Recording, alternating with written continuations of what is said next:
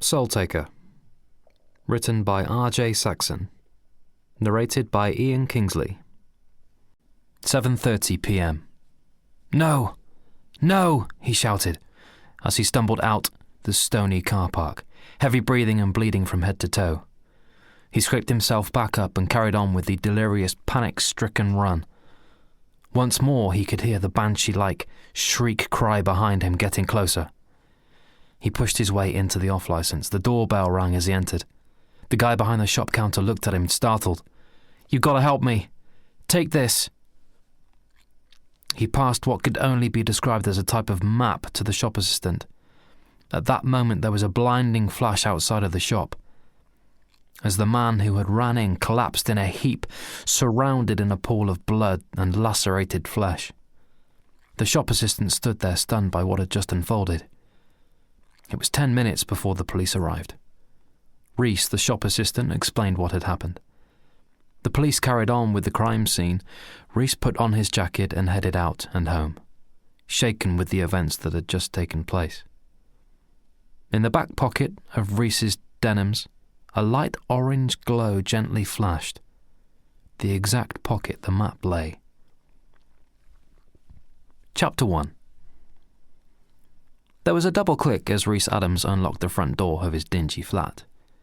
He hated going back to that place. He felt empty and alone after his breakup with his girlfriend. The place never felt the same. Gressick South, Gressick Towers, 3rd floor. Reese's apartment overlooked Bradford Park and most of the south side of the city. He switched on the light and made his way into the kitchen, still a little dazed and confused over the night's events. He cracked open a bottle of bourbon and made 2 steps into the living room bedroom and lunged himself onto the couch, throwing up his legs. It was the usual shit on the TV, constantly flicking the remote control, never finding what he really wanted to watch. Reese fell asleep. It was a few hours later when Reese awoke with the TV on the test channel and his pocket feeling like it was on fire. He quickly reached his pocket thinking that he had dropped his cigarette once more, like his usual drunken nights, only to find the map was not hot in his hands. He looked at it and was puzzled to the strange ink workings portrayed, each corner lit up with the orange glow. Reese looked into the middle of the map, his eyes blurred as he stared. He heard an intense thudding sound, as he seemed to be whisked through a strange multicoloured tunnel. He jumped and dropped the map to the floor. As he came around from his trip-like state, the clock read 10:30 a.m. The test channel finished at 2 a.m. Reese looked around the room. Daylight shone through the window in the kitchen. He was now completely shaken enough that he did not need the flat doorbell to ring. Reese answered the door. "Hey, Reese," replied Pedro Sanchez, a Spanish waiter that he had bumped into on a pissed-up night in Gressick Center. "Hey, Pedro. Listen, I got a couple of hot chicks lined up for us tonight. What do you think about that, mate?" "I don't think I can pull it tonight, Pedro.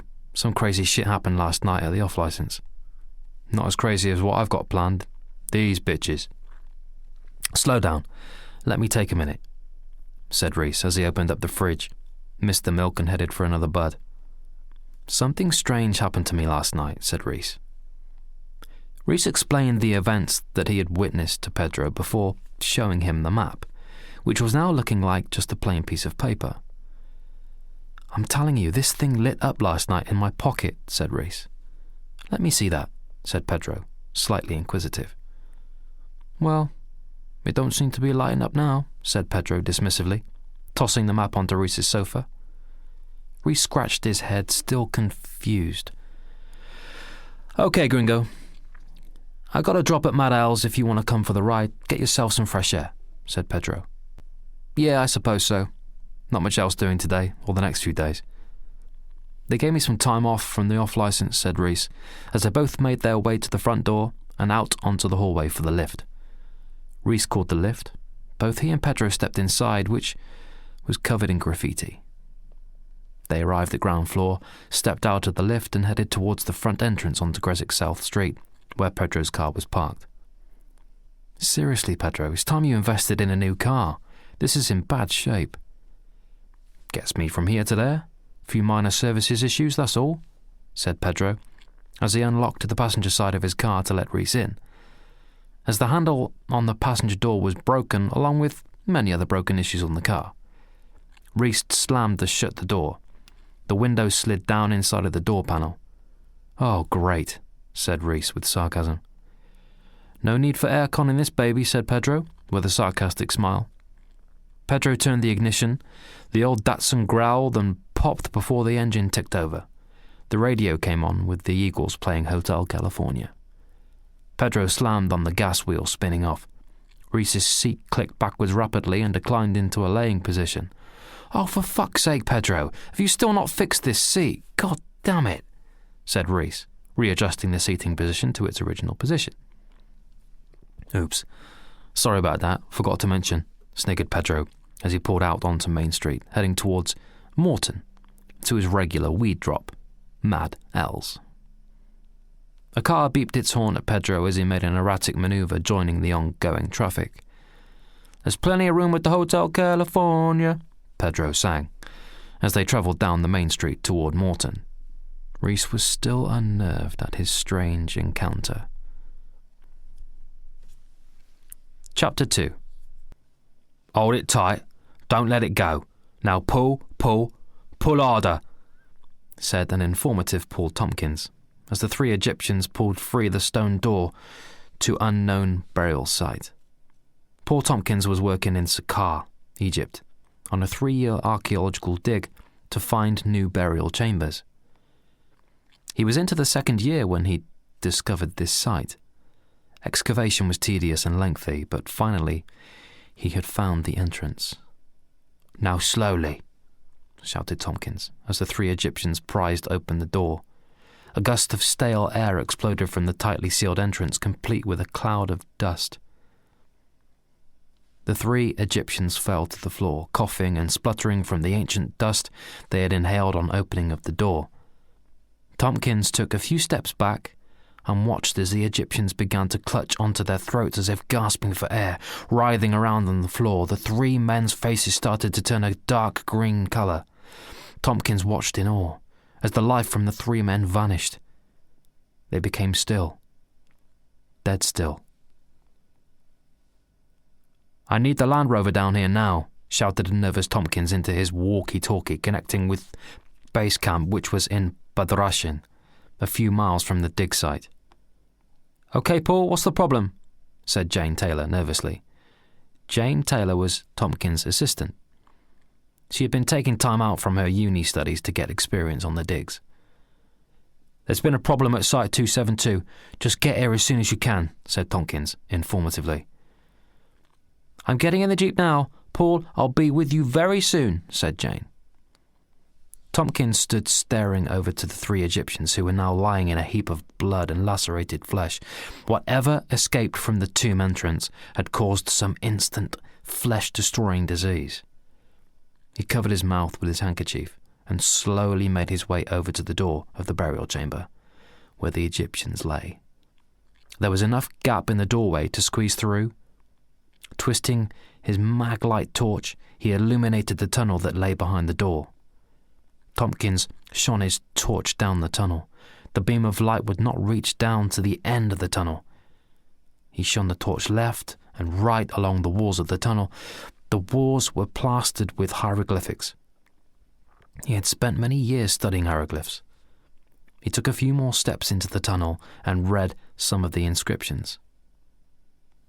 2750 BC. My God, this must be the 1st and 2nd dynasties, he whispered to himself. Just then, Tompkins heard a groaning sound coming from further down the tunnel.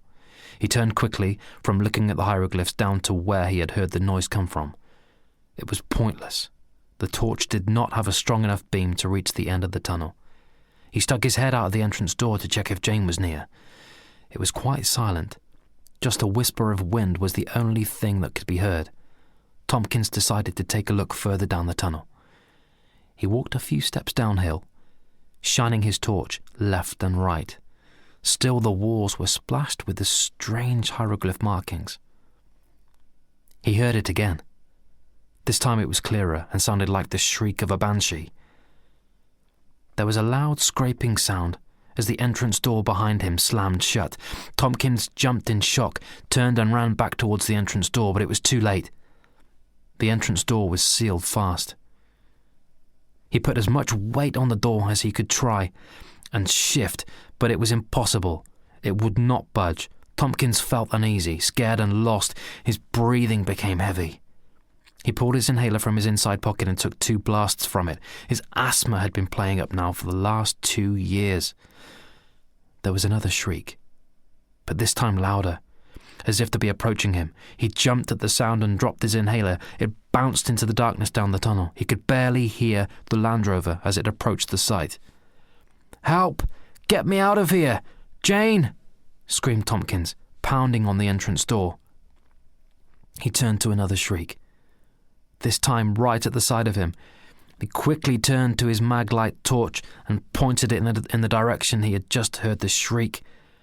Right there in front of his face was a red demonic facial figure without a body. The demonic face shrieked once more. This time it pierced into his eardrums. He collapsed to the floor, unconscious. He seemed to be travelling down a bright tunnel floating along the way. He could hear a voice call his name. "Mr. Paul Tompkins, you are now to be given the chance of having all that you desire. Anything that you lust for, you dream of. But you must first give something to me. Do you want this, Mr. Tompkins?" said a deep, demonic voice. Paul seemed to be just floating around in this brightly lit vortex tunnel he was in. It felt comforting, warm, a place of serenity. The option of saying no was too overwhelming, but the option of saying yes, nobody would have been negative in this reaction, in this orgasmic nirvana state that he was in. "Yes, yes, yes," shouted Tompkins. His voice echoed down the vortex. "Reach out to the red light, Paul," said the demonic voice. He reached out in front of him. As the light enveloped around his arm, slowly covering his whole body, he felt an ultimate sensation of love encase his whole body. The apparition slipped back down the tunnel and into the distance. There was a loud scrape as 2 more Egyptians prized open the entrance door, along with Paul Tompkins' assistant, Jane Taylor. "Oh my God," said Jane. As she squeezed through the entrance door, she picked up Paul, who was in a heap on the floor, shaking and disturbed. His colour on his face seemed drained. "Oh God, Paul, are you okay?" said Jane. The Egyptian shouted over to the driver of the Land Rover to bring some water. Paul looked at Jane, like she was not there. "Okay, let's get him onto the jeep and get straight to the hospital," said Jane, as 2 Egyptians carried him to the jeep.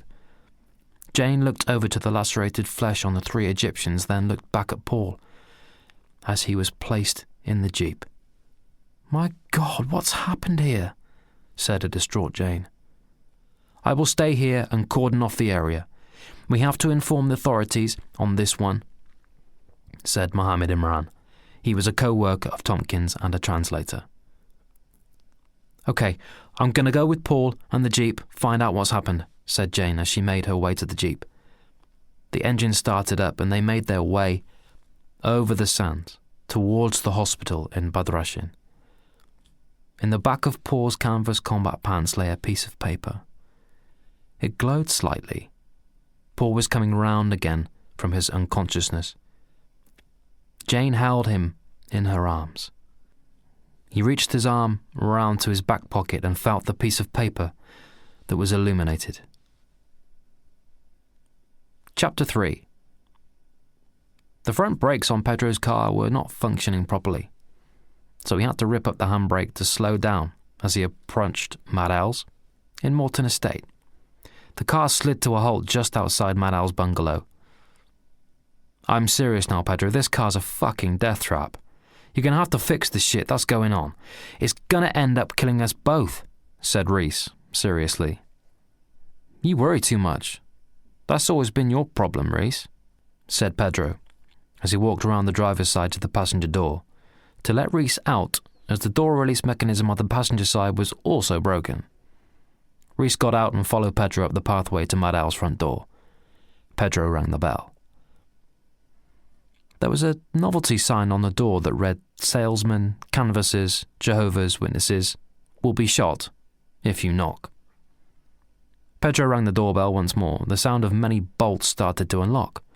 Pedro and Reese looked at each other in a puzzled way, as if to say, what's with all the bolts?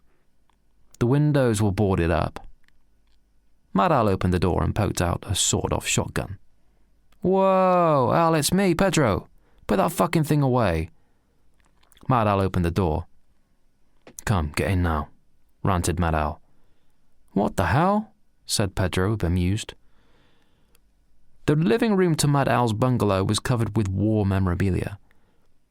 There were pictures of him in army uniform stood next to generals and people of high army ranking. "That fucking black van across the road has been there for the last 2 days now," said Mad Al, limping from the window, in just a dressing gown and slippers, wearing a Nazi hat. Sawed off in one hand and a fat marijuana joint protruding from his mouth with a plume of smoke wrapped around his head. "Got the shit you wanted?" said Pedro, throwing a half-ounce bag onto the table next to a collection of war magazines. "Goddamn CIA. I know they're onto me," said Mad Al, in a state of weed-induced paranoia. "That's 90 quid to you, my friend," said Pedro, dismissing Mad Al's rants. Yeah, I'll go get it. Sit down. You want a drink?" "I've got some nice whiskey, 7 years old." "No, I'm good, thanks," said Reese. "Not for me," said Pedro. "Suit yourself," said Mad Al, as he poured his 6th whiskey into a glass of ice. "I'll be 1 minute," said Mad Al, as he walked into his bedroom that was illuminated by a soft red light. "This guy's really lost it, Pedro. You want to stop selling him that shit you got? It's fucking up his way of thinking," said Reese with concern. "We all gotta get paid," said Pedro, nonchalantly, as he flicked through Heavy Artillery, one of Mad Al's war magazines. There was a loud bang as a gunshot rang out from Mad Al's bedroom. Reese and Pedro jumped and turned quickly in their seats. "God damn it. Sorry about that, boys. This fucking 9mm has got a hairline trigger, that piece of shit." "Ah, here we are," said Mad Al, as he pulled a box from the underside of his bed, knocking away the 9mm. "Here you go, $80. "Is that okay?" said Al. "It's usually 90, you know that. Pay me the extra next time," said Pedro, as he and Reese made their way to the front door. Reese unlocked the array of locks on the door. Daylight beamed into the lobby of Mad Al's dingy squat. Yeah. I'll need another same time next week." "Shut the door," said Al, shielding his eyes with his hands. Reese slammed shut the door as Pedro walked on a few feet in front of him, making his way to the car. "That poor fucker. Must have gone through some shit in his time," said Reese, concerned as he got into the car. Pedro started at the engine. The exhaust spluttered as they pulled away from Al's back towards Gressick. "So what are we doing tonight then? Reese, you fancy checking out these chicks I got lined up?" Reese stared out of the window, looking at different pedestrians going to and fro about their business. "You know what, Pedro? I'm going to leave it. I didn't get much sleep last night. I think I'll just go home and chill. Couple of birds and a movie," said Reese. "Your choice, Mano. You'll be missing out," said Pedro. "Knowing your choice of women, I probably won't be," said Reese humorously. "Very funny. You ain't no gigolo yourself," said Pedro, smiling back. Pedro pulled up to the front of Reese's building. "I'll give you a call tomorrow, Pedro," said Reese.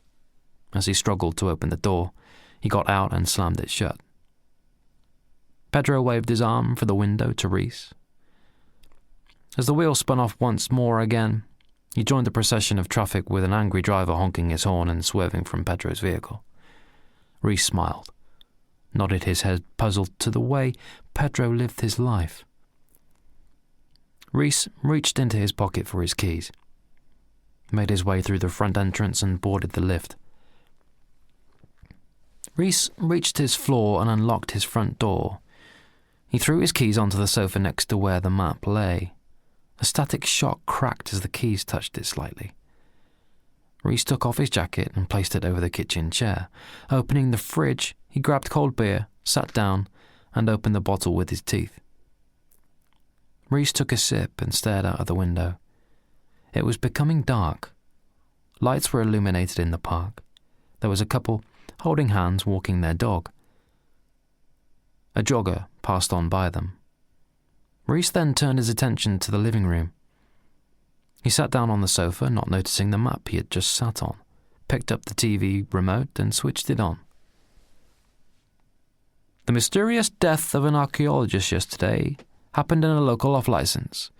Police say they are still researching the cause of this bizarre event. Reese turned over the channel. He had lived that event and didn't want to go watch it on the news. He stopped on ESPN and began to watch an old UFC fight with Randy Couture and Brock Lesnar. Reese must have been watching TV for about 10 minutes before. He felt a burning sensation under his legs. He reached under and pulled out the map. It started to glow. Strange markings illuminated. He became mesmerized with the map's glow. He was overwhelmed with the map's strange attraction. Reese began to feel drowsy as he stared into the map's luminous color display. At that point, he felt he was being pulled, like an out-of-body experience, into a tunneled vortex of relaxing soft colors. He drifted seemingly weightless. Reese was then interrupted by an eerie voice. "Mr. Adams, you are now to be given the chance of having all that you desire. Anything that you lust for, you dream of, but you must first give something to me. Do you want this, Mr. Reese Adams?" "Yes," replied Reese. "Reach out to the red light, Reese," said the demonic voice. Reese reached into the red glow. He writhed in ecstasy. As his body filled with a warm, orgasmic feeling, the voice spoke once more. Reese was thrown back down the tunneled vortex. The feeling of tranquility the vortex gave him began to diminish. Reese slumped back down on the sofa as if he had been dropped from his ceiling. Holding the map in hand, it now resembled just an old brown piece of paper. Reese felt drained from this weird experience. He could still hear the distant voice in his head. He placed the map at the side of him on the sofa and just stared at it. How does this work? Thought Reese. He then looked closely at the map. On one corner there seemed to be a thumbprint. The lines in this print resembled a typical pattern print of the average human, but with a slight difference. There was a word printed very small inside the thumbprint. Reese picked up his mobile from his coffee table and zoomed in with his camera setting. Reese read the word portal. He placed his thumb over the print. The map illuminated as before, but this time Reese was not drawn into the vortex. He then released his thumb from the marking. The map turned back to the brown-colored paper once more. Reese placed down the map, stood up and walked around his living room, pacing up and down, scared and wondering what would happen. He felt frustrated and walked back over to the map on the sofa, picked it up once more, placed his thumb upon the portal print. The map once again illuminated brightly. Suddenly, Reese's whole living room turned to a bright white light. The demonic voice returned, echoing around the room. "Ask for what you need," he huffed, thinking, what is this madness? Once again he heard the voice. "Ask." "Okay, how about $1 million on my coffee table right now?" said Reese, sarcastically. The brightly lit room quickly dimmed to the original natural light setting that was projected from his living room window. Reese felt a jolt as the map snapped from his fingers with a charged, static shock. He rubbed his fingers as if to bring back the feeling from a type of pins and needles effect. He looked in awe at his coffee table. Stacked neatly was a perfect cube of $50 bills. Chapter 4. One day earlier. The red Ferrari sped along the road at an alarming speed. Music pumped from the back headrest, overtaking cars aggressively. The vehicle pulled up to the curb next to Gressick Imperial, a high-class hotel. The man in the Ferrari got out and headed up the marble steps towards the entrance of the hotel. He threw his keys to the parking valet attendant. "Good evening, Mr. Tompkins," said the bellboy, opening the door. Poor Tompkins replied with a nod. As he made his way towards the lift to the penthouse suite, he pushed the lift button. To his left stood a beautiful woman, admiring his expensive attire. Tompkins smiled. The woman smiled back as the lift doors opened. "What floor?" said Tompkins to the woman. "Fourth, please," she replied. Tompkins pushed the button for the fourth floor, then produced a set of gold keys from his pocket. The woman watched as he inserted one of the keys into a golden slot above the lift control panel, turned the key, activating the penthouse floor. The lift stopped at the fourth floor. Letting out the woman, she turned her head to look at Tompkins as the doors to the lift closed once more. "Penthouse floor," said the lift's electronic voice. Tompkins walked into his penthouse apartment and into the living area. The whole room was dominated by the giant glass panel windows overlooking Gressick and way into the distance. Tompkins' array of furniture was exquisite. Bearskin sofas, solid marble tables, and the piece de resistance was the glass case in the corner of the room which contained his prized possession, the actual Tutankhamun sarcophagus. Tompkins sat down and started hyperventilating. He ran his hands through his hair and began to cry, as today was the day when all his prized possessions would no longer be his. The deal was made on that fateful day in the Saqqara dig site. He chose to take the map, giving him all that he desired, on one condition that in 5 years' time he would have to give up his soul. He had been visited by the map's owner earlier this morning. His dream was invaded whilst sleeping. Tompkins had been given the early warning sign that tonight at 7:30 p.m. he must give himself up. He jumped as the buzzer from reception bleeped. He got up from the sofa and walked towards the cocktail bar area, picking up the wireless phone. "Hello, Mr. Tompkins. It's Juliet from reception. It's just a courtesy call that you said with us last week." "Thank you," said Tompkins as he pushed the button, ending the call. He had set the call up a week ago. It was now 6 p.m.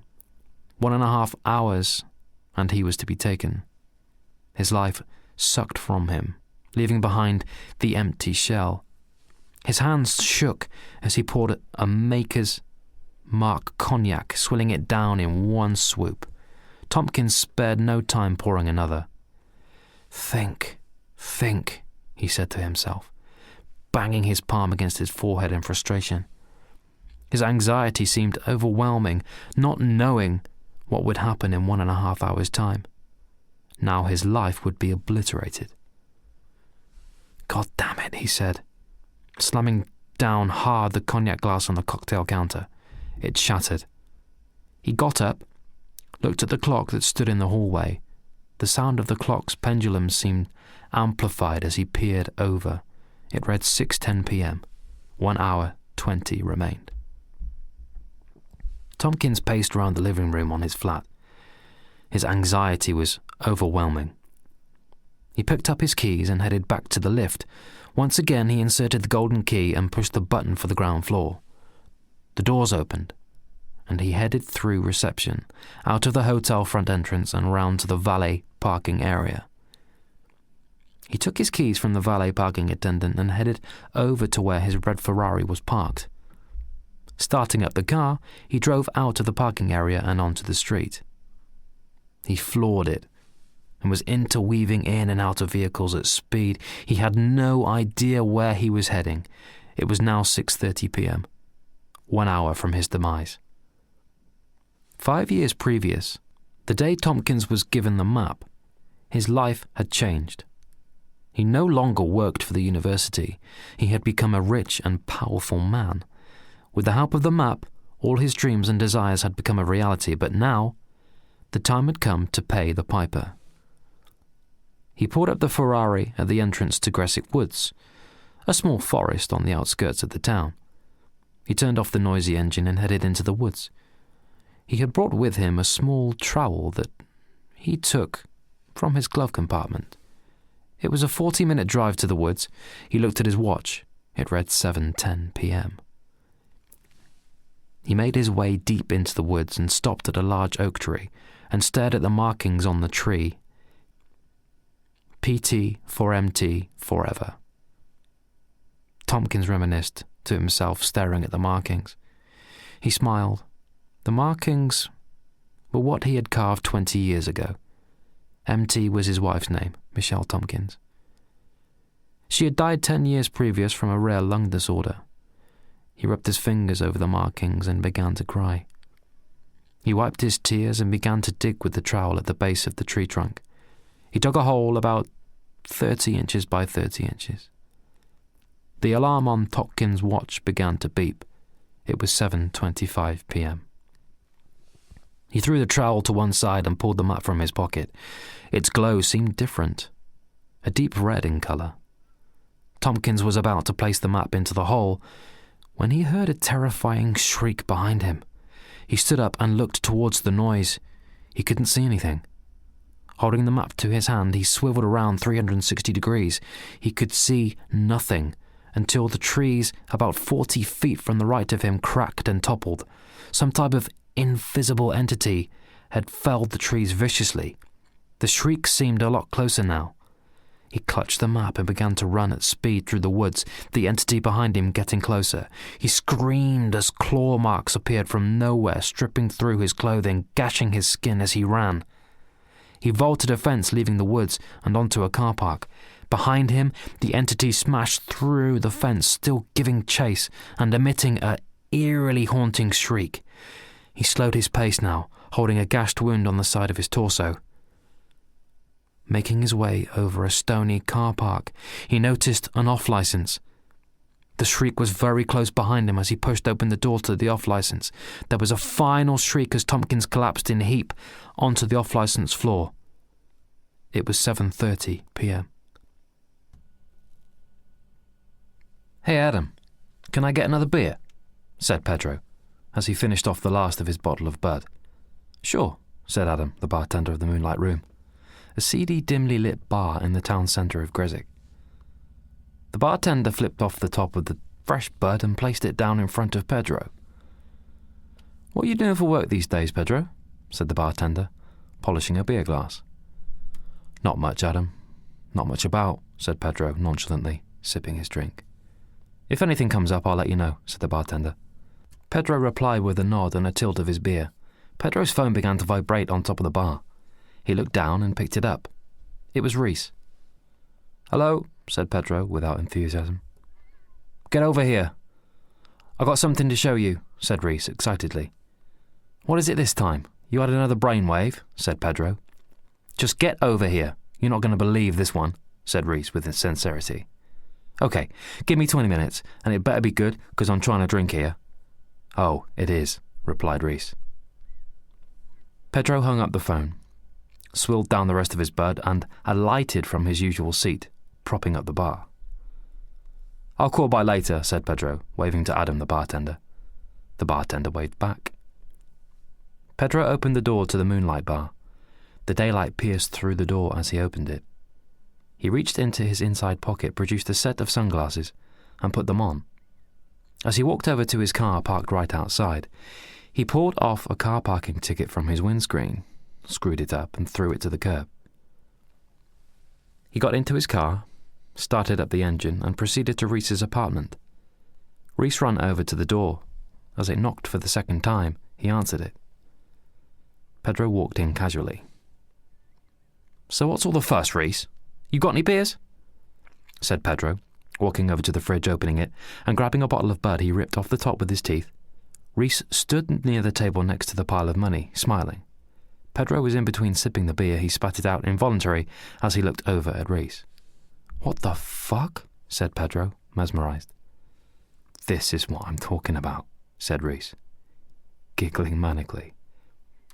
"Where the fuck you get that from?" said Pedro as he joined Reese. "I got it from this," said Reese, holding the map in his hand. "What do you mean you got it from that?" said Pedro curiously. "This thing is some kind of wishing paper. I put my thumb over it and just wished. Then whoosh, this arrived," said Reese, demonstrating what he'd done. "Let me see that," said Pedro, taking the map from Reese's hand. "So you put your thumb over this," said Pedro, putting his thumb over the thumb portal. "Yeah, then say a few words," said Reese. "What words?" said Pedro, intrigued. "Give me that. I think we got enough to start with," said Reese, taking back the map from Pedro, pointing it toward the stack of dollar bills. "Let's go spending," said Reese as he threw a bundle over Pedro. "We're rich beyond our wildest dreams," said Pedro humorously, joining in with Reese, throwing a bundle himself over Reese. "First things first, we need a car. A fast one," said Reese. "I know just the place. Uncle Bill's car lot, over on Morton Estate," said Pedro. "Let's go," said Reese, stuffing at least a quarter of the stack of bills into a rucksack. He swept the rest into a storage box at the side of his table. Reese threw his rucksack over his shoulder and proceeded toward his front door with Pedro a few steps behind him. They made their way out of the building onto the street. Chapter 6. The sound from the wheels on the portable dissection table was amplified as the head mortician wheeled the body from the refrigerator area down the corridor to the autopsy room. One wheel had a slight squeak as the table rolled at a steady pace along the way. The front end of the table bumped onto the rubber strip that protected the autopsy room doors. The mortician pushed the table into position next to the surgical tools. He turned on the hot tap to the sink situated on the right, washed his hands, dried, then snapped on a pair of surgical gloves. Case 1072, male 48, multiple lesions to the whole body.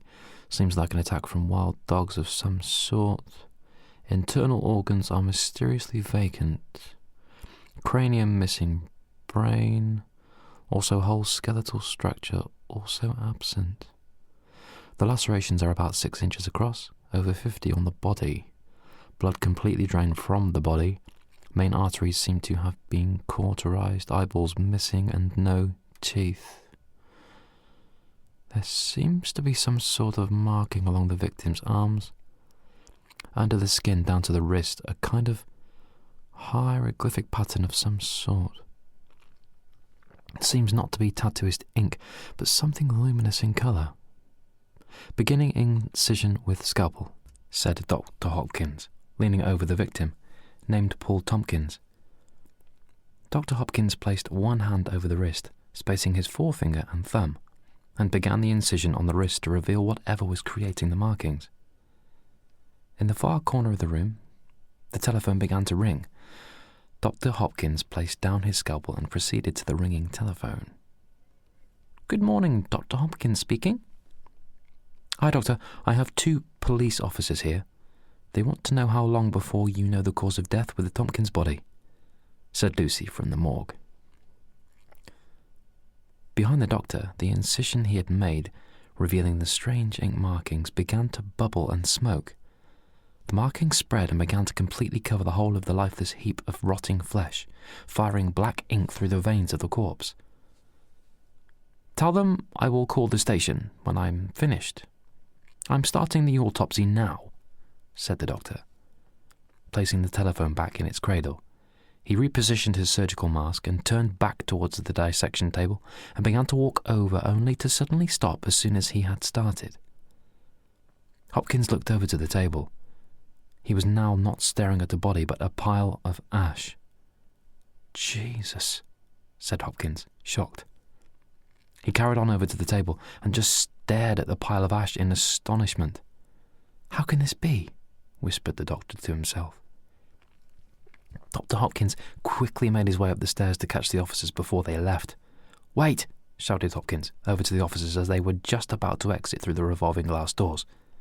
The officers turned and headed towards the doctor. "The body you need, the info on, just evaporated," said the doctor, bewilderingly. The two officers looked at each other in a confused manner. Doctor explained what had happened, whilst they made their way with the doctor to the dissection table. "What the hell caused this?" said one of the officers. "It's like nothing I have seen before. The only explanation is spontaneous human combustion. There are no heating elements that were near the body. What do you want to do now? There's nothing more I can do for you, other than pop him in an urn for you," said the doctor, sarcastically. "Great. Another unsolved case. It's not easy explaining this kind of shit to the Sarge." "Okay, write it up," said the officer to his partner. "I'll take a sample of the ashes and pass them to the lab. See what they come up with. Then I'll call the precinct," said Dr. Hopkins to the officers as they made their way back to the front desk and out of the building. Hopkins stared in amazement at the human-shaped pile of ashes. Small plumes of smoke rised from the ash before dissipating, about an inch from the ashes. Chapter 7. "Okay, boys, I got just the car for you," said Uncle Bill, blowing a plume of cigar smoke into the air. He walked across the forecourt of the car lot. Bill was smartly dressed, suit and cowboy hat. Reese and Pedro followed. Reese was carrying a small rucksack, which he had stuffed a large pile of money into. "Now, this little beauty I just got in, she's had one lady owner, so you got the low mileage. It's very clean, inside and out," said Bill, as he opened up the driver's side door and seated his heavy ass onto the car seat of the bright red Mitsubishi Evolution. "How much?" said Pedro, eagerly. "Well, she's marked up at 18 grand. I'm having a good day, so I'll let you boys take her for 17 grand, said Bill, now out of the car and shutting the door. "Sold," said Reese, looking over to Pedro and smiling. "Great. Come on over to the office. You made a great choice, boys," said Bill, as he waddled over towards the sales office, cigar in hand. Once in the office, Reese unzipped his rucksack and poured out a lump of bills. "Whoa. Hold on a minute. You boys just robbed a bank or something?" said Bill, hesitantly. "I don't trust banks," said Reese, informatively. "Hey, I don't trust a lot of people. Now, there's no way of telling that cash is yours. If it's dirty money, I gotta rinse it. And that cost me. I gotta have to put the sale back to 18 grand, said Bill. "How about 20 grand, said Reese. "Now you're talking my language," said Bill, as he stubbed out his cigar into an ashtray on his desk. He pulled open a drawer and produced the keys and paperwork for the vehicle. Reese passed over the money and collected the keys and documents. "Now you boys go have yourselves some fun," said Bill, waving his cigar. Reese waved the keys in the air to Bill, acknowledging, as he and Pedro made for the vehicle. "So, what's the plans?" said Pedro. "Thinking big night on the town, my friend," said Reese, throwing his arm over Pedro's shoulder. "Now we're talking, baby," replied Pedro with a smile. Reese pushed the central locking mechanism on the ignition key. The doors unlocked both Reese and Pedro got in. "Way!" shouted Pedro with excitement. Reese smiled and turned the key in the ignition, and the engine roared. Reese hit the pedal and screeched off the forecourt. Chapter 8. Mayanists believe that, like the Aztecs, the Maya performed child sacrifice in specific circumstances, most commonly as foundation dedications for temples and other structures. Mayan art from the classic period also depicts the extraction of children's hearts during the ascension to the throne of the new kings, or at the beginnings of the Maya calendar. In one of these cases, Stele 11 in Piedras Negras, Guatemala, a sacrificed boy can be seen. Other scenes of sacrificed boys are visible on painted jars. One procedure, a long cord was then fastened around the body of each victim, and the moment the smoke ceased to rise from the altar, all were hurled into the gulf.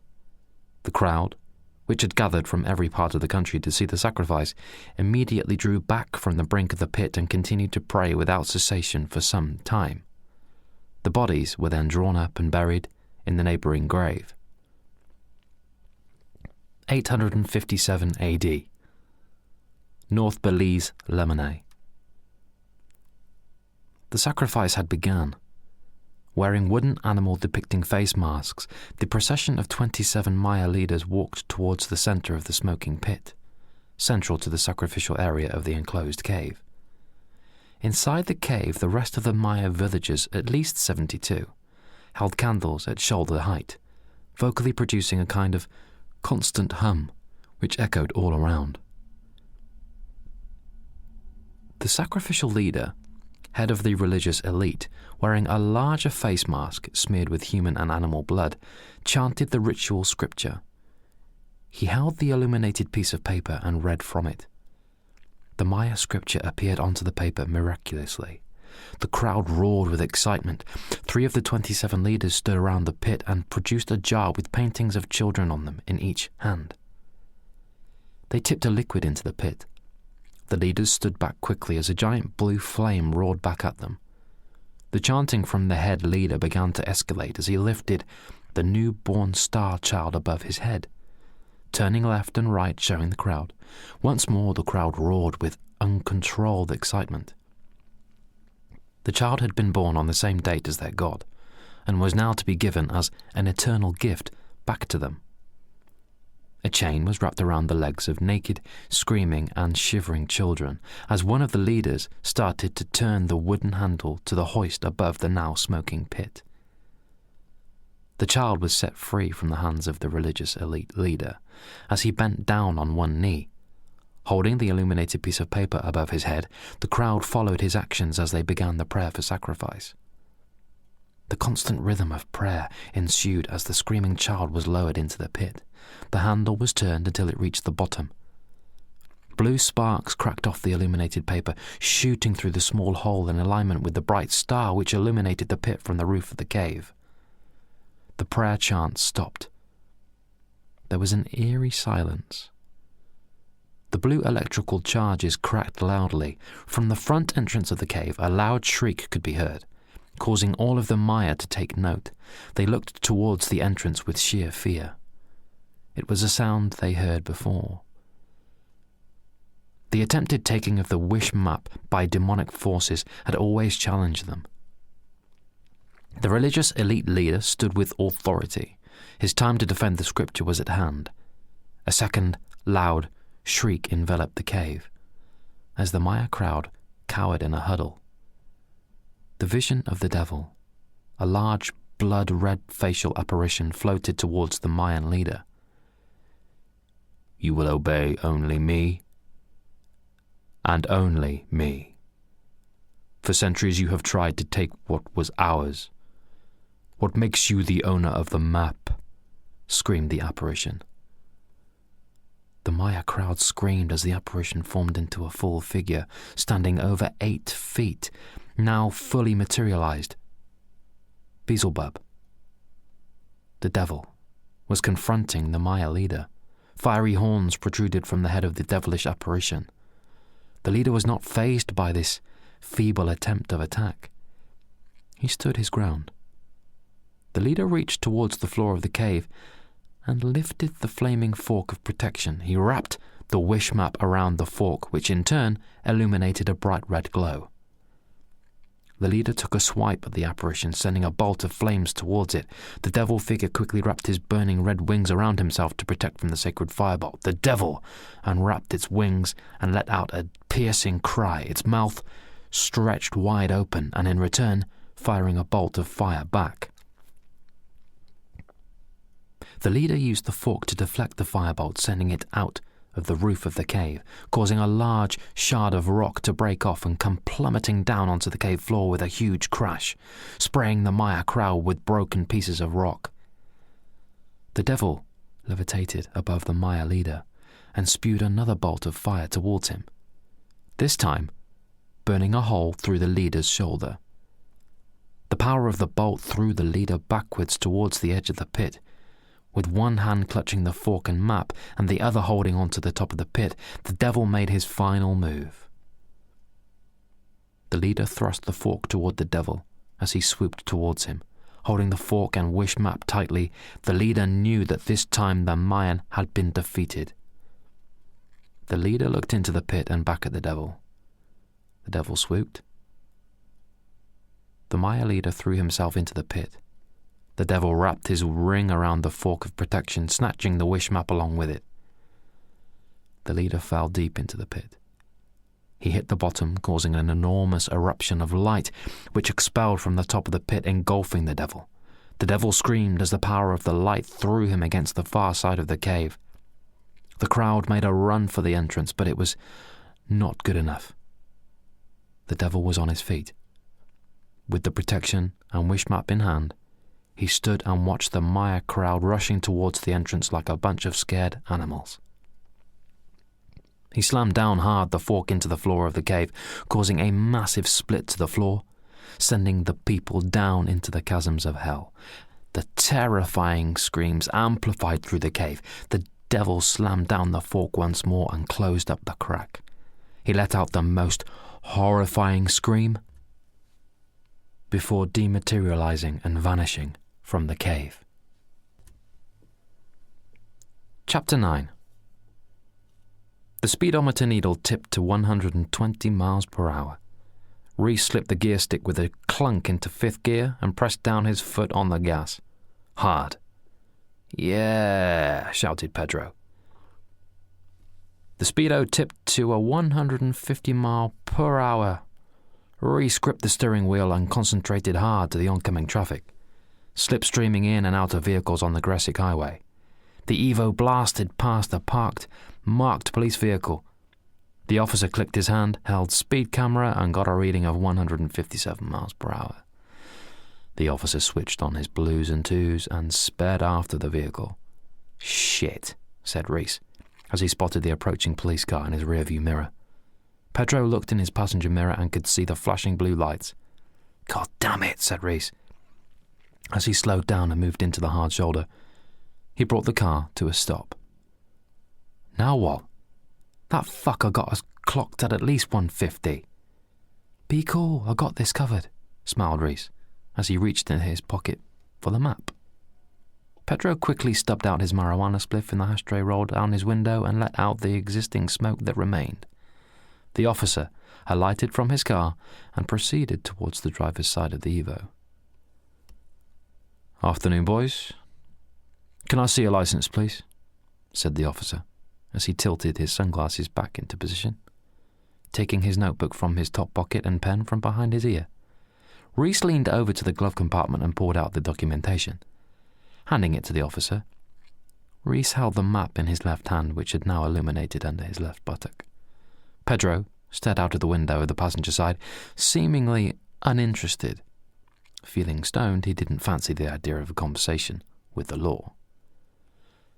"Now, I don't know whether you two boys know, but on this highway, you are restricted to 70 miles an hour. When I drove onto this highway, I didn't see any signs saying Monaco Grand Prix. I got you going at 157. Now, I don't think you're going to dispute this issue.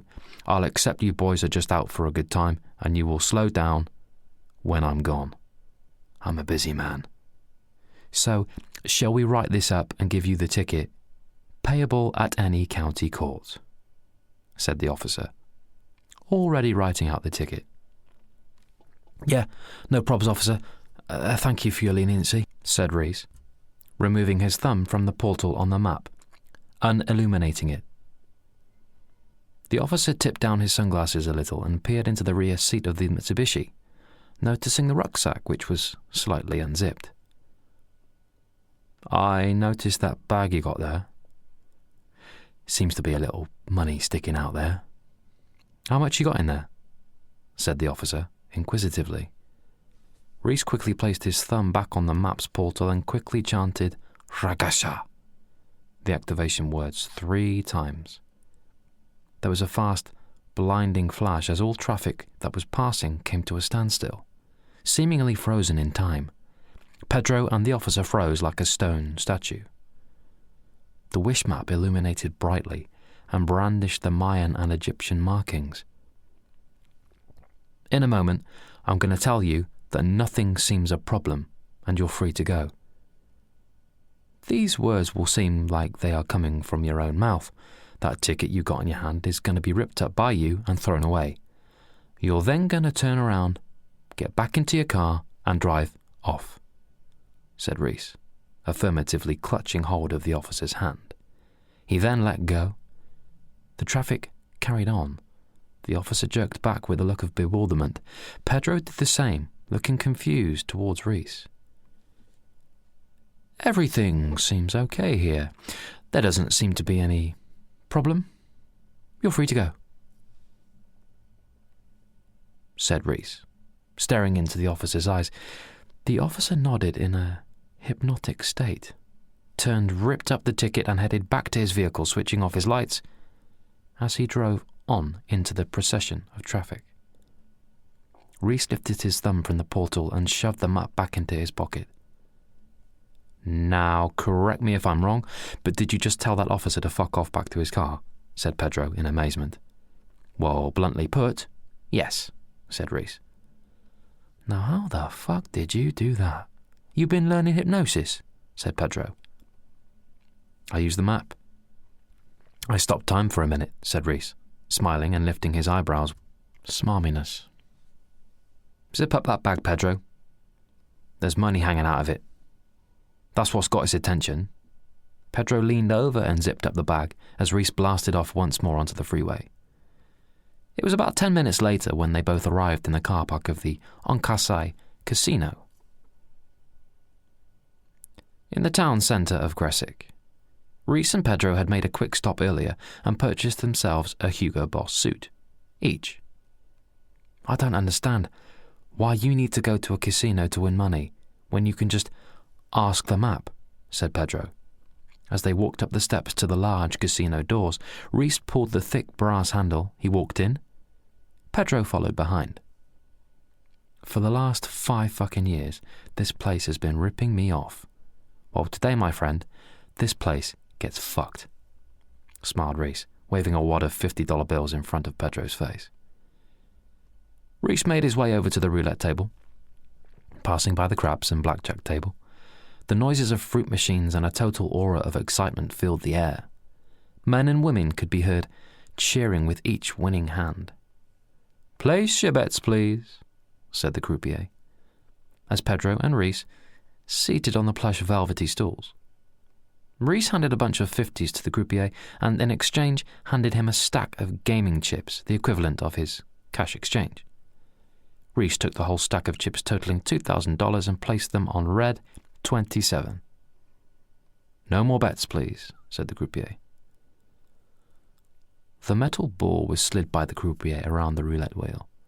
He flicked a switch to start the revolving action of the wheel. The metal ball spun fast around the outside of the wheel. Reaching into his pocket, Reese ran his fingers over the map and found the thumb portal. Placing his thumb over it, he chanted the words under his breath. The map illuminated inside of his pocket. Pedro stared at the wheel with bloodshot eyes. In his stoned manner, the wheel seemed to hypnotize him. There was a bright flash, and the whole of the casino became silent and motionless. Reese had once again used the map and manipulated time. He alighted from his seat, walked to the roulette wheel. The ball stood still, completely motionless. He picked it up and placed it into the red 27 slot and made his way back to his seat. Releasing his thumb from the portal, he watched as time caught up with him. The sound of the cheering slowly amplified, seemingly from a distance, as time became present.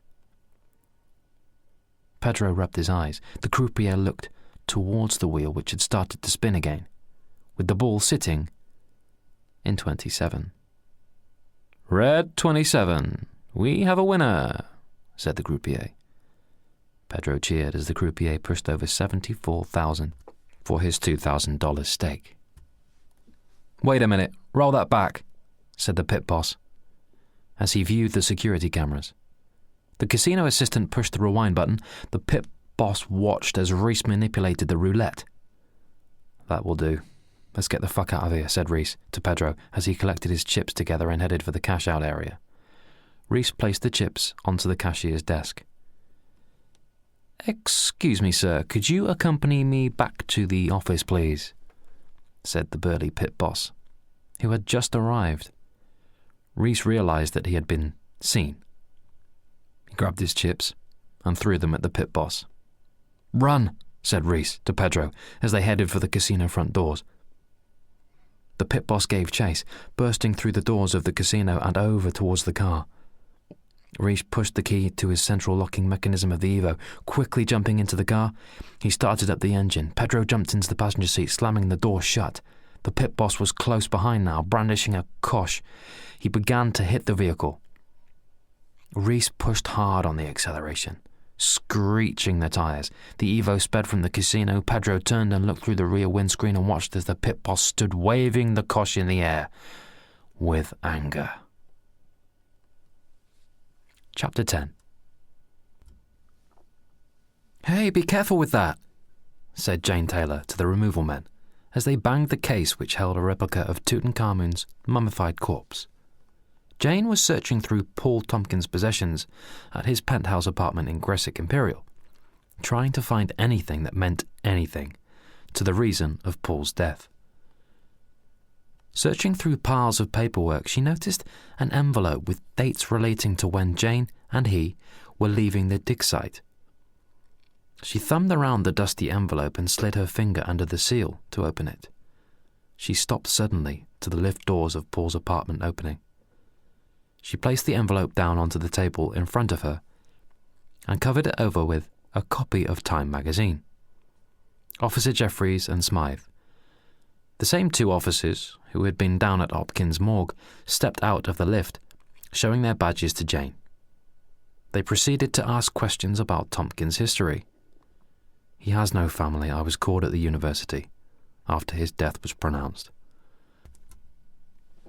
Paul used to work there a few years ago. He'd changed so much since we came back from the archaeological dig site," said Jane. "Changed in what way?" said Officer Smythe, taking out his notepad. "His persona. He was mesmerized by death." Said Smythe, writing down the particulars. "He was attacked by something at the tomb entrance. He was hospitalized for 2 months," said Jane. "I got some paperwork here for you to sign, if that's okay. It's from the morgue," said Jeffries, producing 2 sheets of folded A4 paper from the inside of his jacket. "Yeah, sure," said Jane. Dr. Hopkins was performing the autopsy. Unfortunately, he never came to a conclusion as to what the cause of death was. "We just need the release signatures for the body," said Smythe, as Jeffries handed the paperwork to Jane.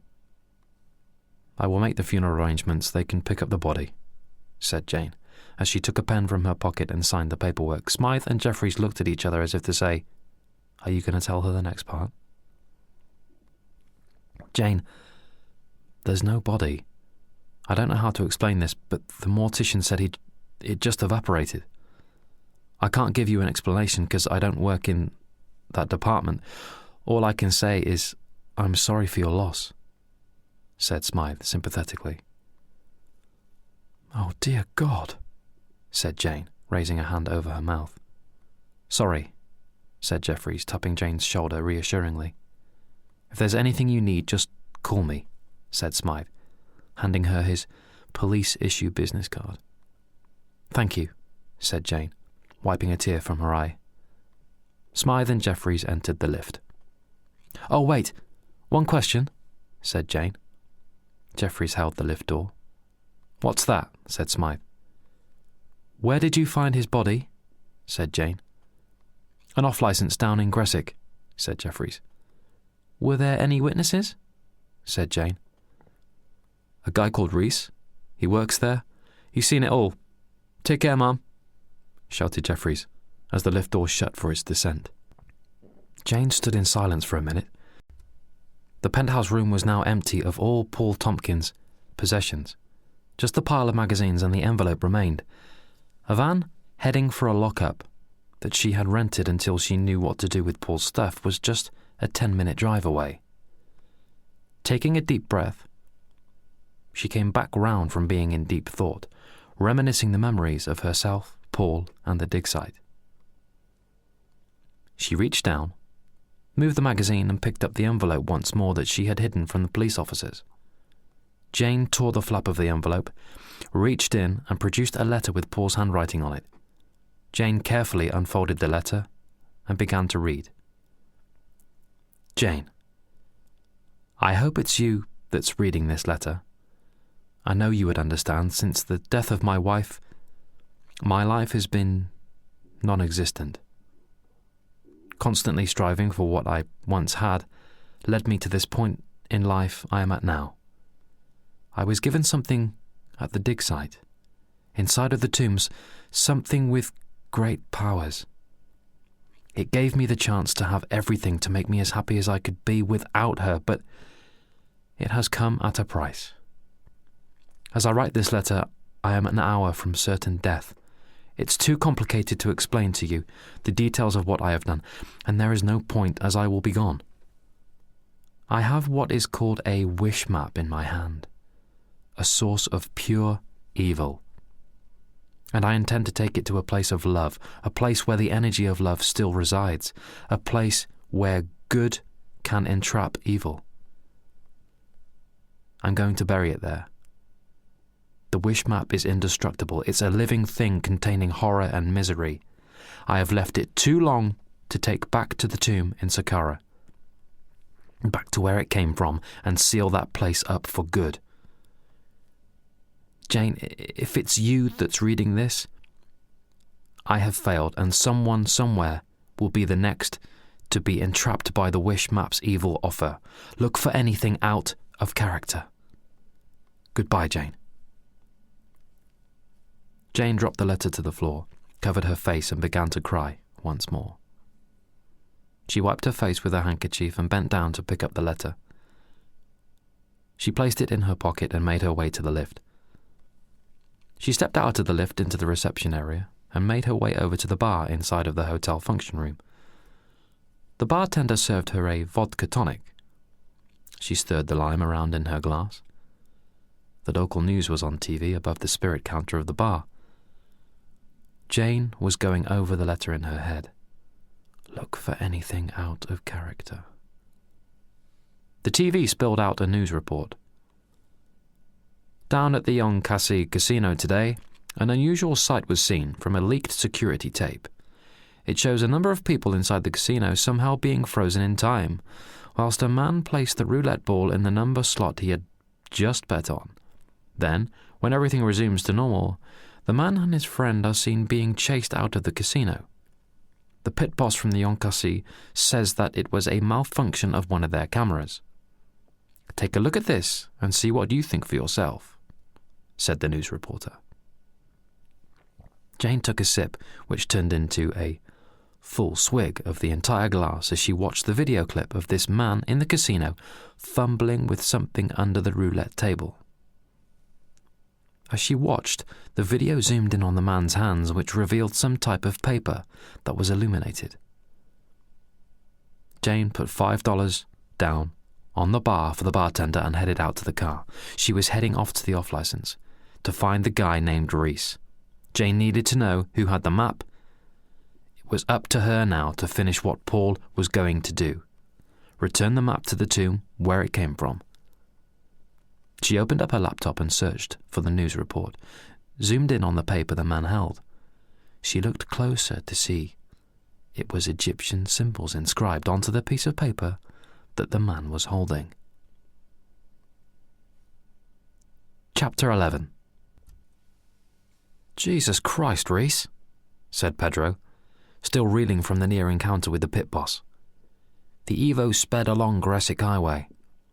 Whoa, that was a close one, said Reese, laughing manically. Next time you use that map of yours, can you make sure that I know what's going on first? Said Pedro.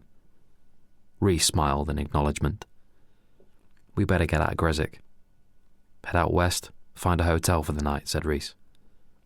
Leaving Gressic Highway and on to Central Highway, they drove for an hour before stopping at Johnny's Stop and Rest Motel.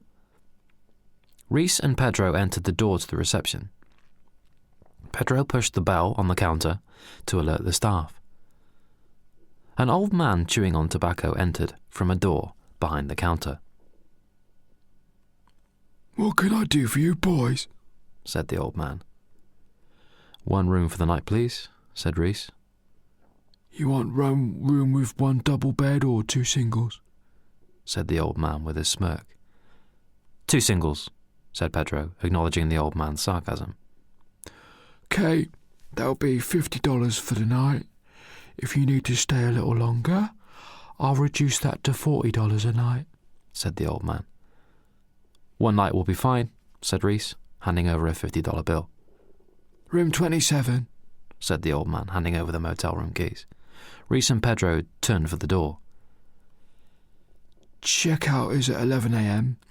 There's a $5 charge per hour after that," said the old man, now retreating back through the door behind the counter. You could hear the sound of his TV in the dimly lit room. The sound of a pornographic movie filled the air. Pedro turned the key in room 27. They entered. Reese threw the bag full of 50s onto one of the single beds, then himself. He lay there quiet for just a moment. Pedro headed for the bathroom to relieve himself. Reese pulled out the wish map and stared at it for a while. "What are we going to do next?" said Pedro, coming out of the bathroom, drying his face with the towel. "Not sure. Get some sleep. I'll think of something in the morning," said Reese, folding away the map and putting it back into his pocket. Reese awoke to the door of their room knocking loudly. Pedro jumped up in a panic. Reese signaled to be quiet, lifting his finger to lips in a shush motion. Reese looked through the spy hole of the door. They had not covered their tracks very well at all. Outside the door stood two black-suited, smartly dressed, burly men. "Shit," Reese whispered. He turned from the door and dressed quickly. Pedro noticed his panic and did the same. "Who is it?" whispered Pedro. The door knocked violently again. "Just a minute," shouted Reese, swinging the bag of 50s over his shoulder and waving Pedro into the bathroom. Reese had managed to push open the weather-corroded, jammed bathroom window. Throwing the bag through, there was just enough room to squeeze through themselves. The door to their room burst off its hinges as one of the men shoved it with rhino force. Pedro was halfway through when one of the men grabbed a hold of his legs. He screamed and shook free from his attacker. They both made a frantic dash around the motel block to the parking area. Reese pulled out the keys for the Evo and pushed the central locking mechanism remote. "Now what in the hell's going on here?" said the old man, hobbling from the reception, now hearing all the commotion. Reese threw the motel keys at the feet of the old man. The two burly men had now made their way back out to the front of room 72, now making a beeline towards Reese and Pedro. The Evo started up. "Hey now, you just stop there. Someone got to be paying for this damage," said the old man, now coming between the burly men and Reese and Pedro in the Evo. With lightning action, one of the burly men produced a 9mm silenced pistol and took a single shot toward the old man, spilling his brains. "Jesus, my God!"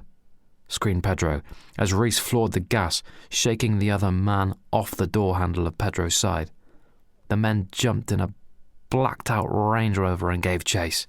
Fuck, who are these men, Reese?" said Pedro. "I don't know," replied Reese. Reese weaved in and out of traffic, honking his horn. The Range Rover was hot on his tail. "Oh, damn it. Must be the casino bosses, Reese. You can have as much money as you want, yet you still decide to piss people off," screamed Pedro. "That ain't no casino bosses, you stupid fuck. Killing an innocent man in cold blood in broad daylight." "Not their style," shouted Reese argumentatively. Reese made a sharp turn down a country lane, flicking up dust behind onto the Range Rover. "Hold the wheel," said Reese to Pedro. "What for?" said Pedro. "Just hold it," cried Reese. Pedro gripped one hand on the wheel, whilst Reese fumbled in his pocket for the map. "Tell me you're going to use that now," said Pedro, hysterically, now leaning and swerving the Evo in and out of the corners. A gunshot ripped off the roof of the Evo as one of the men took aim out of the Range Rover for a second shot. Reese held his thumb over the portal, the whole car illuminated, as Reese wished for the map to activate. The Evo hit a bump in the road. Pedro couldn't control it.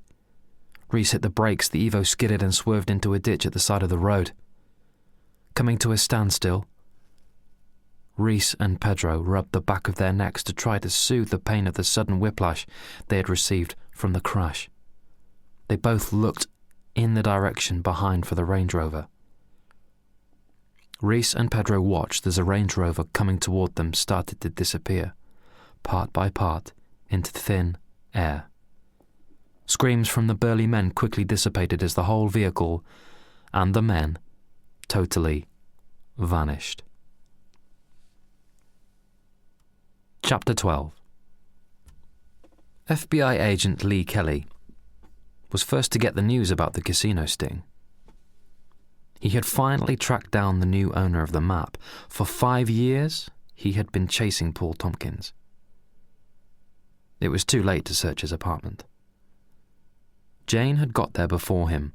Tompkins had left a string of unsolved crimes over the years with his misuse of the map. Tompkins was always in the spotlight, but Kelly could never finger him. Crimes that could not be fathomed. Agent Kelly had made it his life to catch Tompkins and find out what it was that he was doing that could have eluded him for all this time. He needed not to worry now. His new lead looked a lot easier to catch. "Come in," said Agent Kelly, stubbing out the Cuban cigar into the crystal ashtray on the oak desk. The city was in clear view. A large expanse of glass window replaced the back wall of Agent Kelly's plush FBI office space. Agent Antonio Spooner walked in. The look of shock filled his face. "Simmons and Wright, they have gone off the radar, sir. GPS is not responding. It's like they've completely vanished," said Spooner.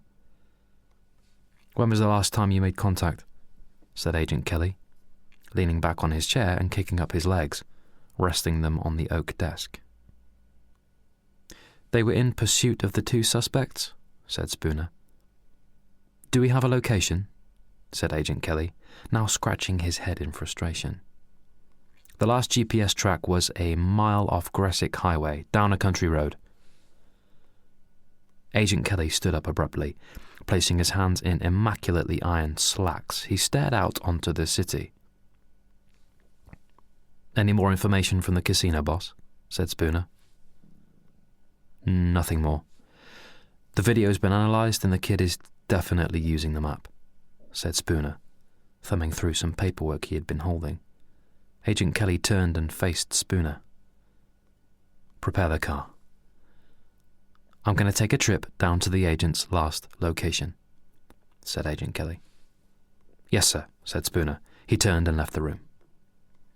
Agent Kelly approached his oak desk and pulled open the bottom drawer and reached in for his service-issue Glock 27. Small and neat, it was Kelly's weapon of choice. Throwing the holster around his shoulder and sliding in the Glock, he put on his black suit jacket, picked up his badge from the desk, and made his way out of his office. The top floor of the FBI headquarters was a busy place. Small, compact, open office spaces separated the 20 agents that worked there. Thick with paperwork and phone calls, the atmosphere buzzed as each agent was consumed with unsolved crimes. Kelly made his way to the lift and pushed the button for the parking lot. Agent Kelly was immersed into his own thoughts. During the short trip down to the parking lot, a subtle ding could be heard as the lift reached its destination. "Parking lot?" spoke the lift's gentle and subtle voiceover. The lift door opened. Agent Kelly was met by Agent Spooner. "I've written down the exact location. The GPS has recorded." "Here are the keys to the Rover, sir," said Spooner as he handed the particulars to Agent Kelly. "Keep a track on my vehicle. I'll call for backup if I need it," said Agent Kelly as he clipped in his seatbelt and slammed shut the door of his vehicle. The wheels of the Range Rover screeched and echoed within the walls of the parking lot. as Agent Kelly made his way out of the exit, en route to Gressick Highway. Chapter 13. The off-licence Reese worked at turned up no leads for Jane Taylor. Reese's temporary replacement was a dumb blonde, arrogant, gum-chewing teenager who had no interest in Jane's venture. Jane made her way back to her Honda parked outside of the off-licence. She stood leaning against the driver's door, her mind wondering what to do next. Jane stared at the traffic passing on Gressick Highway for a few seconds before catching a glimpse of a face she had seen many times before. Jane quickly got into her car and into pursuit of a black Range Rover. Agent Kelly. Now where could you be going in such a rush, thought Jane, as she weaved in and out of traffic to keep up with the Range Rover. Jane kept a good enough distance between herself and Agent Kelly as they took the exit to the country lane. Kelly's two other agents had vanished from.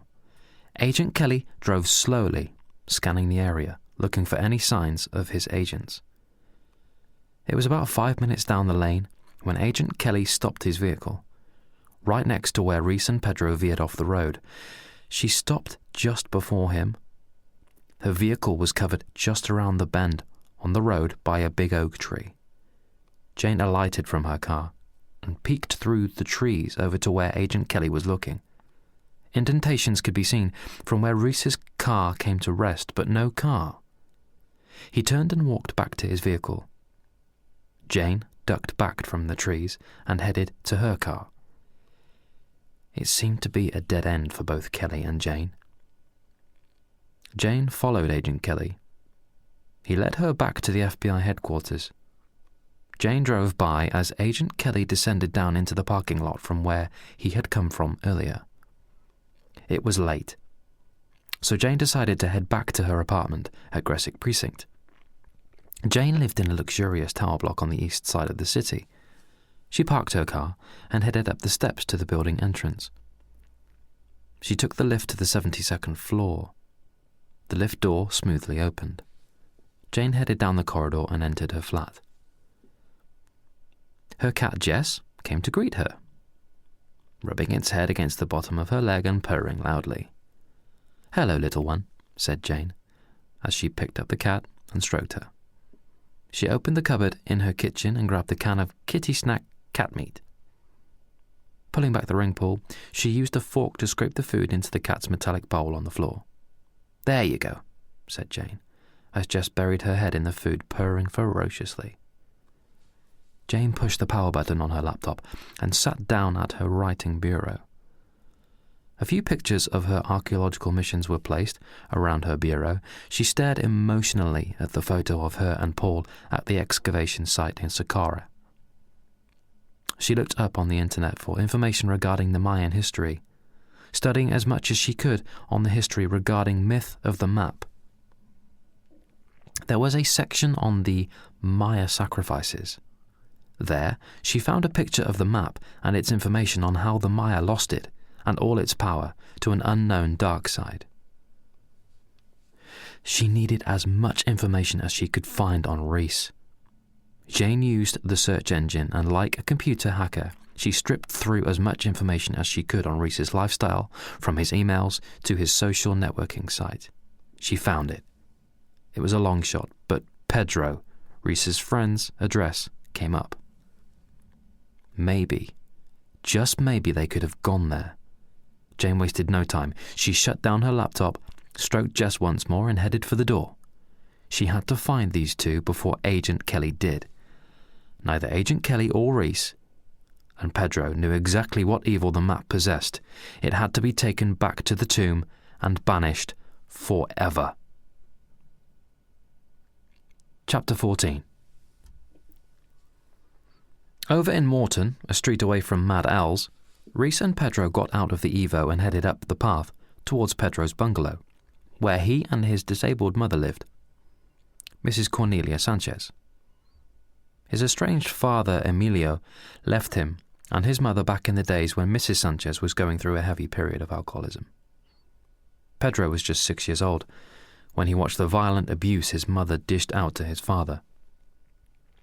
His tolerance had worn thin, And one day, he just left without any prior warning. Pedro had cared for his mother since her car accident 2 years previously. "Oh, we're in some deep shit now, Reese. My mum's going to hit the roof if any of them black cars turn up here," said Pedro nervously. "Relax. There ain't no one that can touch us, so long as I got this map," said Reese menacingly. "You're starting to scare me, you know, Reese. You seem different. That fucking thing is changing you, man. I think we'd better get rid of it, for our own safety." Reese stopped Pedro just before he put the key in the door. "We can't just get rid of this, Pedro. There's something I've not told you about. I'm bonded to this map with my soul," said Reese, now sounding a lot less of his usual self. "What the hell are you talking about? Now you're sounding fucking crazy, man," said Pedro, shaking free his arm from Reese's grip and opening the front door to the bungalow. "Mother!" shouted Pedro as he entered the living room. Reese stood over at the window, just staring out. "And what about that fucked up car we got sitting outside? You better do something about that. It's going to bring attention," said Pedro as he entered his mother's bedroom. Reese pulled out the map, used the thumb portal and chanted the words under his breath. Just like the FBI agent's car, the Evo began to rip apart silently, piece by piece. The structure of the vehicle dissipated, vanishing into the tiny atoms that formed it. "How are you, Mother?" said Pedro, tucking in the covers to his mother's untidy bed. "I'm great. What do you think? You've left me here all day. I'm thirsty. Get me a drink," replied Pedro's bitter and angry mother. She always tried to shift the blame of the accident onto him. It wasn't his fault, but this was his mother's way of dealing with her own self-pity. "That fucking crazy guy's on his way up the path," shouted Reese to Pedro. "Who's that you got with?" shouted Pedro's mother, as he poured her a glass of water from the cooler in her room. "It's only Reese." "What crazy guy?" said Pedro, dismissing his mother's question and concentrating on Reese. "Oh, hello, Reese," shouted Mrs. Sanchez. Her tone had changed to a more gentile manner. She had always had a soft spot for Reese. "Hi, Mrs. S," Reese shouted back to Mrs. Sanchez. "Okay, enough of the pleasantries." "Who the fuck is coming up the path?" said Pedro as the doorbell rang. "I think it's that paranoid army freak," said Reese, spying through the curtain at Mad Al. He stood there wearing a large trench coat, an aviator's hat and goggles, scratching his head in a nervous way. The doorbell rang once more as Pedro made his way from the bedroom to answer it. "What the hell? I told you not to come here," said Pedro angrily, as he confronted Mad Al at the door. "I need to tell you something, Pedro. I think it concerns you," said Mad Al anxiously. "Quick, get the fuck inside, and if you're gonna tell me that I'm in deep shit, I already know," said Pedro as he ushered Mad Al inside. Reese had now sat down on the leather armchair next to the window. "Who else is in here now, Pedro? You know I don't like a lot of visitors," shouted a concerned Mrs. Sanchez. "It's okay, Mrs. S. It's only Al," shouted Reese sarcastically. His demeanor was changing rapidly, his concern for situations they both faced as vacant. "Listen, Pedro, I knew I wasn't crazy. These black vehicles I keep seeing, they're becoming more frequent now. They've been up and down your street, stopping a few times outside here. They've been snooping around the front and back of your home too. There's something going on, Pedro. What the fuck have you done?" said Al with a crazy and excited attitude. "What black cars?" shouted Pedro's mother. "Nothing to be worried about, Mother. Turn on your TV and stop listening in on my conversations." The TV bounced out in his mother's room. Pedro closed the door of the bedroom. Reese laughed at Mad Al's persona. "When was this?" said Pedro nervously. "The last 2 days, and I've seen the news report on your friend here doing some witchcraft in the Yoncassi casino," said Mad Al, pointing at Reese. Reese now broke into hysterical laughter. "Say, Hal, what's your weapon of choice?" said Reese, as he sat rubbing the map between his fingers, still humoured with Al's rant. "What?" said Mad Al. "Your weapon of choice. I thought you knew your guns," said Reese with a more angrier tone, having to repeat himself. "I like the AK-47. It's the weapon to use when you definitely and positively want to clear out a full room of enemies," said Al, returning the angry tone. "What the fuck's wrong with you, Reese? Are you not worrying about the situation in hand?" said Pedro with frustration. "How would you like one, Al?" said Reese with a demonic smile. "They're not cheap. Government are cracking down on gun running these days. Not many on the street," said Al with interest. "Fuck the street," said Reese, as he quickly lit the portal on the map, and within seconds, 3 golden AK-47s had materialized from nowhere. "Oh great, let's turn my mother's into a fucking war zone," said Pedro stressfully. "Oh wow," said Mad Al, lifting up his flying goggles for a closer inspection and picking up one of the AKs, caressing it lovingly. "You like that, Now, Pedro, nothing more to worry about. We got 3 AKs, we got a trained shooter here, Mad Al." Reese nodded acknowledgingly to Al, who in turn nodded back. "Anyone tries to make the door, the fucker's gonna hit the floor," said Reese, now holding one of the AKs himself. "This shit's gone too far," said Pedro, now sitting down, hands over his head. "We're in too deep now, Pedro. I suggest you sort your shit out. Pick up that AK and be prepared," said Reese, now a different, more evil voice propelled from his larynx. "Me sort my shit out? Your head's fucked, Reese. Your voice doesn't sound the same no more." "Oh, Jesus, what we gonna do?" freaked Pedro. "We wait it out tonight. Set off somewhere nice in the morning. If you stick with us, El, I can get you more of the guns you like," said Reese calmly. "I'm in," said Mad Al with gusto. "Agent Spooner to Agent Kelly, come in," said Agent Spooner over his radio link. "Kelly here, go ahead." "I found them, sir. They're over at Pedro Sanchez property in Morton, sir. I'm just out of view around the street. They went in there about an hour ago. Some strange guy in a trench coat went in around 15 minutes later. I have to tell you, sir, something weird happened to their vehicle a short while after they went in." "Hold on, someone's just pulled up outside," said Spooner inquisitively. "Hold your position and make sure everyone stays in there. I'm on my way. If they try to leave, put them down. Understand?" said Kelly with authority. "Yes, sir," replied Spooner. "Pass me another one of those beers, Al," said Reese, as he tossed his empty bottle in the bin at the side of his chair. His AK-47 rested on his lap. "Don't think I'm playing bartender all fucking night," said Mad Al. Standing by the fridge door, he tossed another beer to Reese. Reese caught the bottle with one hand and ripped off the top with his teeth. "Hey, someone just pulled up to the bungalow," said Pedro, looking through the window and adjusting his AK-47 on his shoulder. "Okay, boys. Get prepared. This could be the start of it," said Reese, now putting down his bottle of beer and joining Pedro at the window. His AK-47 firmly gripped in his hands, Mad Al joined the two of them. "Who is it?" said Mad Al, standing right behind Reese.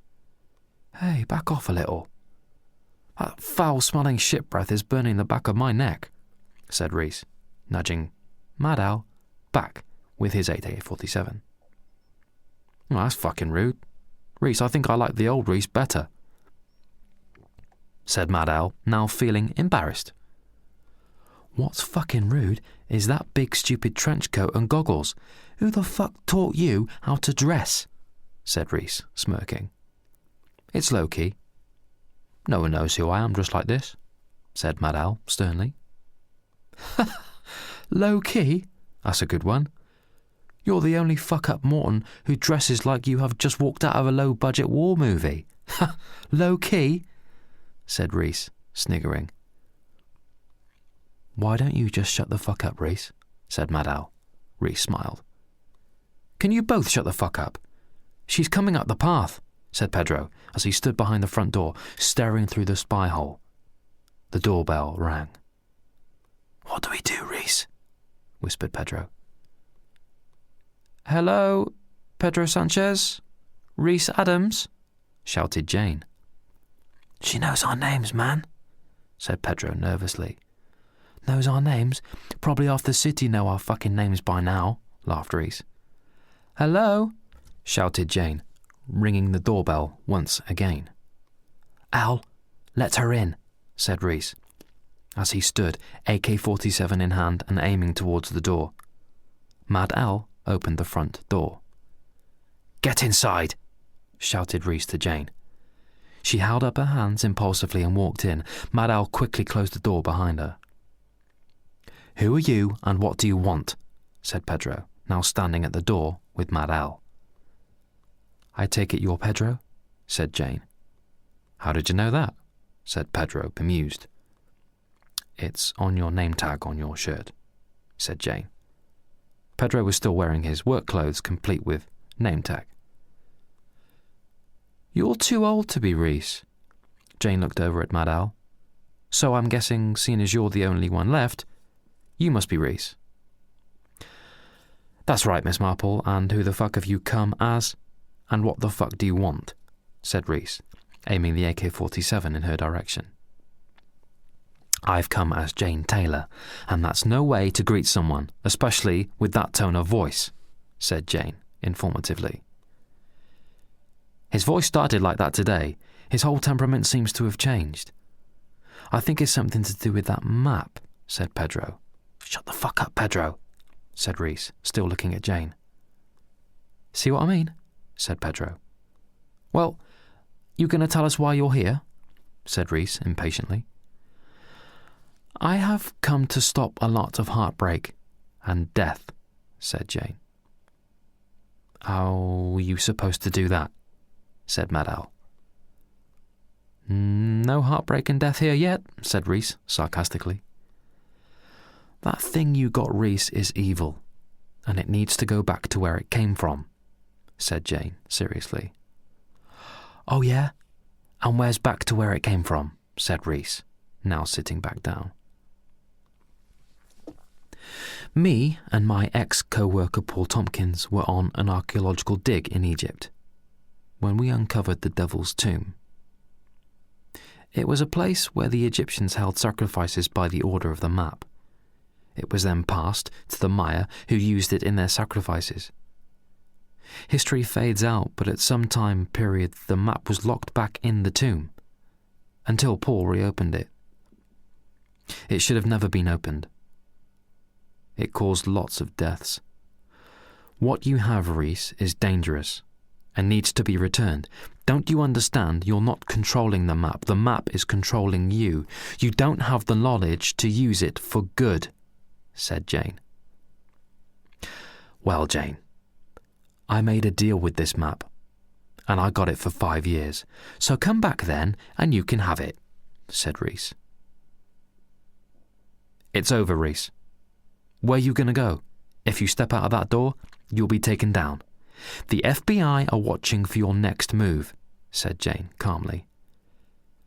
Pedro and Al walked towards the window and looked out. Can't see anyone out there, said Mad Al. Trust me, they're watching, said Jane confidently. I think you should give it to her, said Pedro, now joining Jane. If you give it to me, there's a chance to save your soul, Reese, said Jane. No, sit down, Jane, and you too, Pedro. This map stays with me, said Reese, now standing. He walked to Pedro and snatched his AK-47 away from him. Oh, great. You added me to the list of enemies now, Reese, said Pedro. Well, you could say my trust in you is slightly diminishing. Yes, said Reese, now sitting back down with an extra AK-47. What's going on out there? Mrs. Sanchez bellowed out from her bedroom. "Nothing, Mother. Turn your TV up. Nothing to hear out here," Pedro shouted. "There goes another one," said Madal, as he stared through the window. "There goes another what?" said Reese. "Black vehicles. Circling, man. I think they're building up to some major shit here, boys," ranted Madal. "Just let them try it, and I'll blow them bastards back to where they came from," shouted Reese, waving the 2 AKs in the air. His voice seemed to have reached its demonic pitch. "Your voice is fucked, man," said Madal. "Reese, you haven't much time. The map is taking hold of you, and you won't have control of yourself. Soon, you're a risk to your friends and everyone around you. Please, you have to let it go while you still have a chance to save your soul," pleaded Jane. Reese just smiled. Jane's pleading meant for nothing. "Shit! 2 just pulled up outside. They're here," shouted Madal. Reese put the map in his jacket pocket, jumped up, firmly gripping the 2 AKs, one in each hand, and joined Al by the window. "We have to stop him," whispered Jane to Pedro, now both standing in the kitchen area away from Reese's point of hearing. "How?" said Pedro. "You will have to make a grab for it," said Jane informatively. "Reese Adams, come out with your hands up," shouted Agent Kelly through a handheld megaphone, now standing behind the black bulletproof Range Rovers alongside Spooner. "It's Agent Kelly," said Jane with despair. "You know him?" replied Reese. "I know of him. He hounded Paul all of his short life. He wants the map, Reese. The last thing you want is that thing going in the hands of the FBI," said Jane. "Al, open the door slowly," said Reese. Al pulled the door ajar. Reese put the nose of the AK-47 out of the door and let rip a burst of gunfire towards the vehicles. Agent Spooner and Kelly ducked behind the wheel arch as the bullets ricocheted off in all directions. Pedro made a dash for Reese's pocket. It wasn't quick enough. Reese turned, finger still on the trigger. As he swung around, he hit Pedro with one hard blow to the head with the butt of the AK. The blow was deadly enough to crack his skull. His finger tapped on the trigger in the process. His AK-47 let off a few rounds, hitting Madal in the chest and in the neck. Jane screamed as both Madal and Pedro hit the floor. Pedro's head had split wide open, killing him instantly. Madal made a last gurgling sound, spitting blood in the process. "Now look what you've done," said Reese, now taking aim at Jane. "Please, Reese, stop this," pleaded Jane, her hands now raised. "What the hell is going on here?" cried Mrs. Sanchez as she opened the bedroom door. Reese now seemed totally consumed by the map's evil. Turned the AK-47 on Pedro's mother. He let rip with another barrage of bullets, dropping Mrs. Sanchez into a heap of blood. "No!" Jane screamed, dropping to her knees. "Now!" shouted Agent Kelly to Agent Spooner, now training the Seiko TRG M10 sniper weapon on Reese's head. With the door slightly ajar, a glimmer of sunlight shone off the golden AK-47 Reese was holding. Agent Spooner let one precise shot off, which in turn struck Reese on the left side of his skull, exploding bits of his brain onto Jane's face. Jane stood up, frozen in shock for just a few moments before quickly grabbing the map from Reese's pocket, quickly making for the back entrance of the late Mrs. Sanchez's bungalow, running quickly across Morton playing fields. "Clear," shouted Agent Spooner, alongside Kelly as they breached the front entrance of the bungalow. The scene was graphic. Bodies strewn across the floor, soaking in a collage of blood. "Jesus," said Spooner, covering his mouth, feeling nauseous. "God damn it, where is it?" Agent Kelly stepped into the living room, searching the pockets of the dead. He noticed the door to the rear of the property open and quickly headed towards it. In the far distance, he watched holding his Glock pistol as Jane Taylor vanished into the woods. Reese Adams' skin bubbled and smoked rapidly, turning into a pile of ash. This time, prematurely, another soul had been claimed by the order of the map. "Ring it in. Another crazed killer scenario will have to do. Save the unnecessary paperwork," ordered Agent Kelly to Agent Spooner.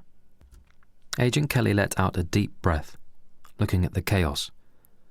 Once again, his attempt to possess the map had failed, miserably. Chapter 15. It was late evening when Jane Taylor arrived by taxi at Barton Airport, about 10 miles from Morton.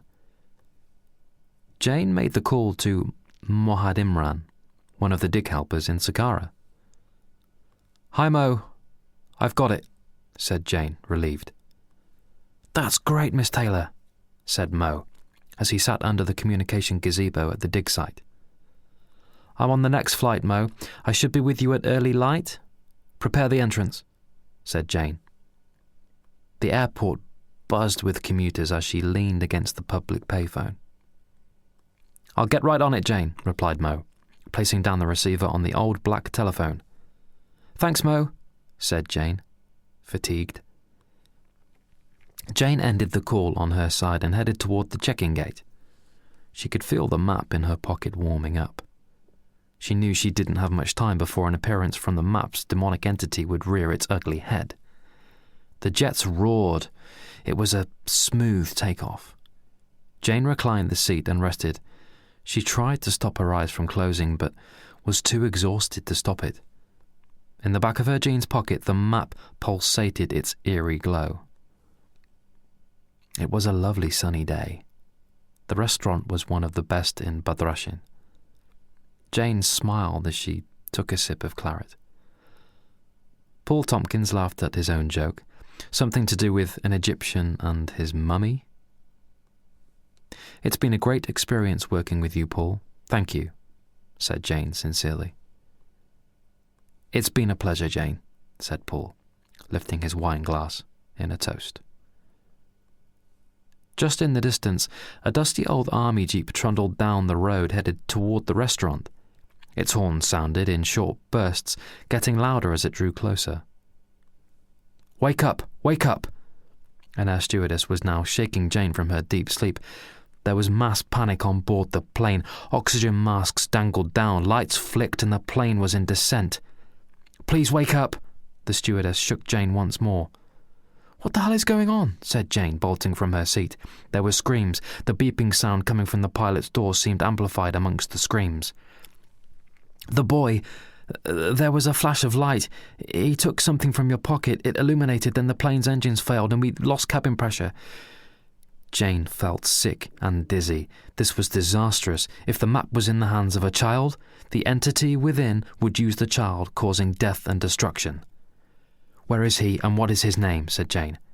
"He's headed for the cockpit. There's something wrong with his voice.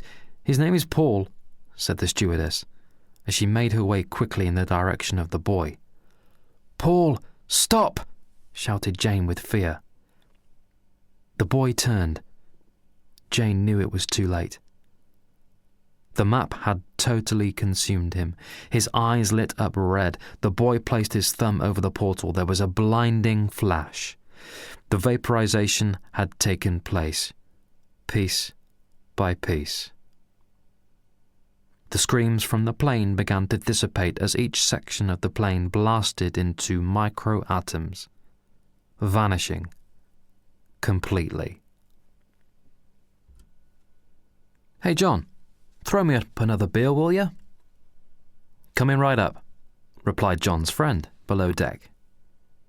John Stamford, son of Jake Stamford, the oil tycoon, relaxed, sunglasses and suntan, on the deck of his father's £1 million yacht, Hades, sipping a cocktail.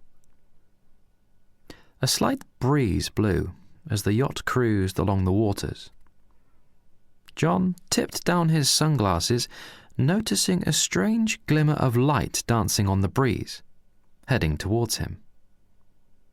He walked to the edge of the yacht and reached out, grabbing the shimmering piece of paper. John walked back to his deck chair, Gripping the paper with his thumb and forefinger, John felt dizzy and was pulled into a brightly lit vortex.